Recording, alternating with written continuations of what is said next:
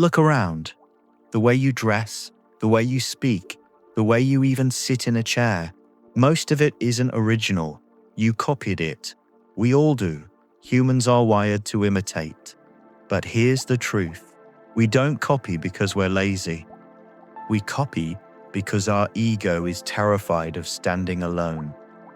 Copying feels safe. It feels like control. But in reality, every time we copy, we give that control away. Imitation once saved us.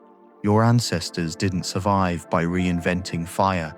They survived by copying the people who already had it. But that was then. Today, copying isn't about survival. It's about fear. Fear of rejection. Fear of being laughed at. Fear that if we stand out, we'll stand alone. That fear is why copying still feels like safety. You see it in everyday life. You order what others are ordering. You nod along in conversations you're not sure you agree with. You like what everyone else likes because disagreeing feels dangerous. This is social proof. When we see others doing something, our brain tags it as safer and smarter than going alone. It feels like control. If everyone's doing it, it must be right. But really, it's the opposite. It's giving your judgment away and mistaking safety for truth. The ego fuels it. The ego wants belonging more than it wants honesty. Standing out risks humiliation. Disagreeing risks rejection. So we copy, not because we don't know how to think, but because our ego doesn't want the risk of thinking differently. That's why teenagers all dress alike. That's why entire cultures move in waves of fashion, slang, even morality. We crave individuality, but only within the safety of the crowd. But here's the cost. Copying makes us passive. It's why people stay silent in rooms where everyone else nods along. It's why crowds join chants they don't fully understand. It's how entire societies follow leaders into disasters. The brain whispers, if everyone's doing it, it must be right. But history is built on how wrong that whisper can be. And this is where it gets darker. The instinct to copy is the easiest way to control you. Advertisers hire actors to pretend to love a product. Politicians fill rallies with staged applause.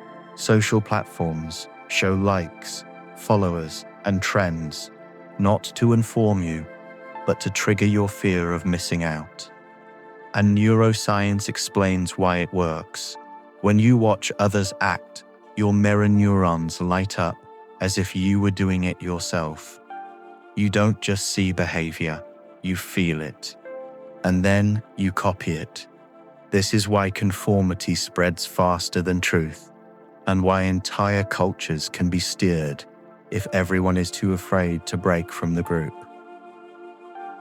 Here's the trade-off. Copying is what built us. It gave us language, tools, and culture. But the same instinct that once pulled us forward can also hold us back. Because if you only ever copy, you're not living in control of your own life. You're just rehearsing someone else's version of it. And the real danger isn't that we imitate too much. It's that we stop noticing how much fear drives it. We copy because our ego fears rejection, because our fear of standing out is stronger than our desire to stand free. But here's the cost. If you never question that instinct, you're not thinking for yourself. You're not choosing for yourself. You're not in control. Copying becomes automatic. You start matching the people around you without even realizing it. Their preferences, their habits, their opinions. Not because they're right, but because fitting in feels safer than being honest. And the more you do it, the more natural it feels to let the group think for you, to wait for the room to react before you decide how you feel, to follow certainty that isn't yours. That's how identity fades. Not all at once, but quietly, through small moments you never stop to question.